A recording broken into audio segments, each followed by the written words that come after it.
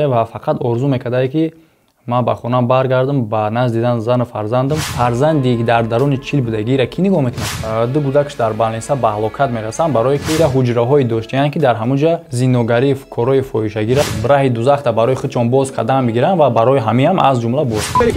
آبا چه گرانی سرفتن در کار نه پاتن دارم نه داکمی دارم نه ماشین نه یا ولی خاطر رفته سانش دیدم فقط سمت در قبال نشو برو بچه ارومش پرابلم هر خیلی باشه شناس است. ماشین های زمانوی دارای وای فای به پول شما رو بگیرن برده میارن و به همه سوالاتون جواب میگن و اگر 500 روبل скидка خواین айноми канали اسم شریپов салом расонем.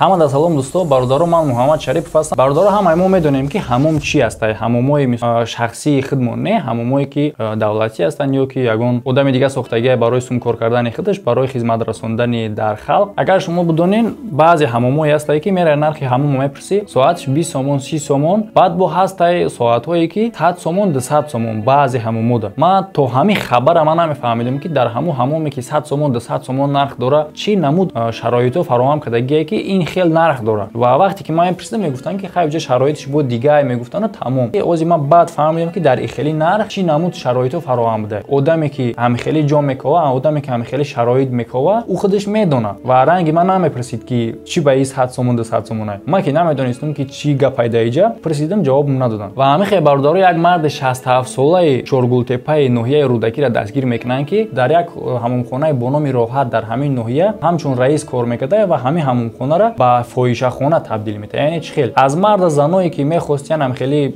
چی میگن نمیرم. اوشون هم خیلی حرامی کنن.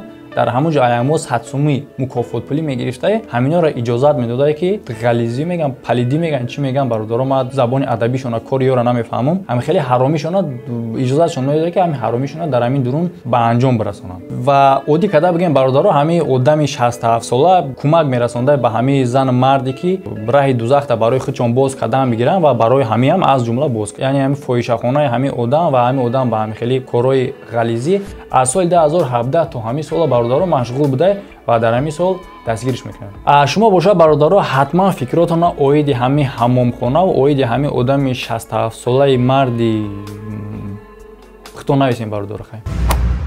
برادرها در سامانه اخبارکام می نویسن که در کراوکه برها فاحشه‌خانه قانونی یعنی فاحشه‌خانه‌ای که اجازت هست و همین سامانه اخبار می‌نویسه که چی گپی که ما میگم میگه چی گپی که ما می‌نویسیم اویدی همین خیلی کاراوکه بارها اویدی همین خیلی دیسکو کلوب‌ها ای پیش خودمون نیست برای که ما مدت‌های زیاد میگه وقتمون در همین کاراوکه بارها گذروندیم و چیزی که ما میگیم از نگاه خودمونه و چیزی که ما میگیم ما در همین کاراوکه بارها دیدیم. در همین خبر می‌نویسن که همین کاراوکه بار نو همچون دیسکو کلوب‌ها هست فقط که نامش علیش کردگن و در درون همین کاراوکه بارها آدمانی ثروتمند آدمانی سومدار می‌دارن وقتی خودشون میگذرونن و در همونجا از فاحشگی تا همه نمود کارهایی که دخترانی که قریب لوچ هستن میگه رقص میکنن این مردا تماشا کرده از اینها حلاوت میبرن. علاوه حجره‌های داشتن که در همونجا زینوگری کارهای فاحشگی را به انجام میدادن. با فکر ما برادرها که بسیاری‌ها میدونن که همه خیلی جاها هست مثلا اگر نره آدمایی که نروان از دیگه آدما میشنوه که میگن در فلان کلوبی نمیگه جای خیلی گپ شده در فلان کلوبش خیلی شده نمیزه به برادرها. در خلق تاجیک در دولتی که خلقش مسلمانه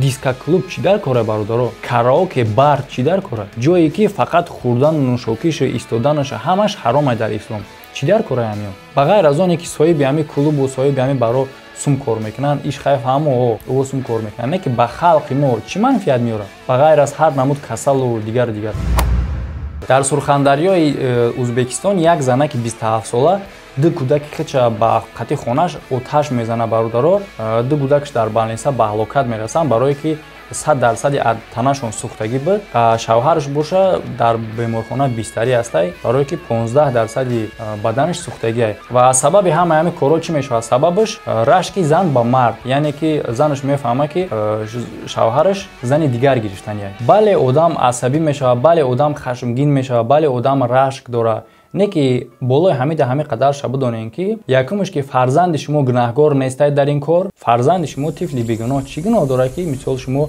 بله خیلی علاوه زدی حتی تو جان فرزند یک طرف بیسته جان خود حق نداری بگیری جان دهنده و جان گیرنده الله خود شد. روز 25 اپریل در استراوشند 3 جوان مجبوری به خدمت میبرن یعنی ابلاوشون میکنن و ابلاوی خیلی ابلا و آسانه یعنی که بادام گرفتارشون میکنن. یعنی چی گپش دیگه؟ خونه دو جوان در زاکسخانه عریضه مینویسن برای جدا شدن از همسرشون. از زاکسخانه در همه برادرها زنگ میزنن که نوبتتون رسیده، بیاین همون داکیومنتاتون رو امضا کنین، تمام شما جدا حساب شدگی میشین. وقتی که همین دو برادر به زاکسخانه میرود، اوجه الکی از کمیساریات حربی یورا انتظار بدن و از هیمشه و از هیم ادامشون شب از جوگای خوبش میگیرن. ولی خدمت حربی برای هر یکی ما قرض است، نه که به این گونه کارخانه و به این گونه رفتار نه. از حال احوالی همو آدما با خبر نشده، از خد راه است، از مغازه است، از کجایی باشد ابلا و میکننشون میگیرن میبرنشون به خدمت، نه که نمیفهمن که اویلای همو با چی احوال گرفتاره، در اویلای همو چی گپ است. یک مثال عادی را ما به شما میارم. یک شناسی ما است، همین برادر در خونش خودش، همسرش، دو دختر میدکیش و یک کودک است در همین خونه. تمام پدر و مادرش نیست، پدر و مادرش در مهاجرت در روسیه هستند. و شما فکر کنید برادرها که همین آدما روز نمیتن تو ابلا و تو دیگرش، تو پویسکش، تو ایسی، تو اوسش. شما یک بار فکر کنید برادرها که همین آدما مثال بگیرن خدمت برن، یا که خدا نکنه که یگان جو ابلا واش کنن همیرا بخپن برنش. شما فکر کنید که زنش کودک نوتولدگی خاطی کی است و کی نگاه میکنه. باز شما میگن که خیر زنش خونه و چش برای در خونه و چش هم یگان آدمی کار میکردگی نیست، پدر ندارن. شما اگه فکر کنین که همون آدم میگیرن میبرن خدمت، زن ایرا فرزندی در درون چیل بودگی را کی نگاه میکنه؟ یگان کسی خیلی فکر نمیکنه. یگان کس نمیگه که بیا اول بریم که همون را ببینیم، از حال احوالش بخبر شویم که در چی خیلی حال امودن. و در آخر گفتنیم برادرها با هم آدمایی که ابلا میکنن و با آدمایی که گرفتار ابلا میشوند، ابلا و قانونی نیست. آدمایی که ابلا میکنن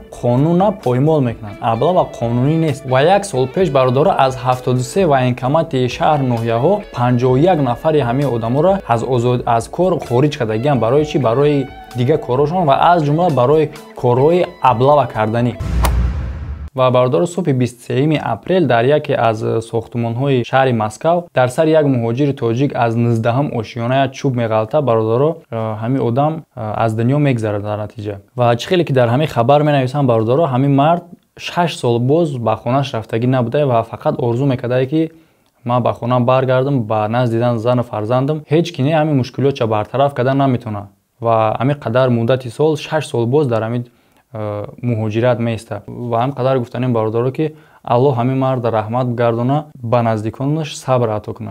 برادرها ما بسیار در کامنت‌ها می‌نویسن که اکا نمره تلفن تبت دیگرش برادرها آدمایی که سوالای شخصی دارن یا که آدمایی که برای رکلام مراجعت کردن میشوند، برادرها در اپیسین ویدیو حتما در اپیسین ویدیو نگاه کنین. در همه اپیسین ویدیوها سلکه‌های درکاری است، به مثل اینستاگرام ما، فون نمره ایمو، دیگر سایت‌ها، همه سلکه‌های همه دنیای ما در اپیسین هست. بدروین ببینین، بخونین، بنویسین، مراجعت کنین. و برادر در آخر گفتنیم که شخصانی که در شبکه ما ابونه نیستن، برادرها ابونه شوین. حتما برادرایی که ابونه هستن نگاه کنین که همین زنگوله پخش کردگی باشه، برای که اگر شما همین زنگوله را پخش نکنین از برآمد ویدیوهای شبکه ما بخبر میمونین برادرها. و برادر اگر ویدیو معقول نشده باشه لایک مونین، اگر معقول شده باشه باید لایک دیگه مونین. حتما فکراتنا در کامنت‌ها بنویسین، من فکری هر یک شما را میخونم و در پناه خدا باشین برادرها. خدا نگهبان همه ما باشه.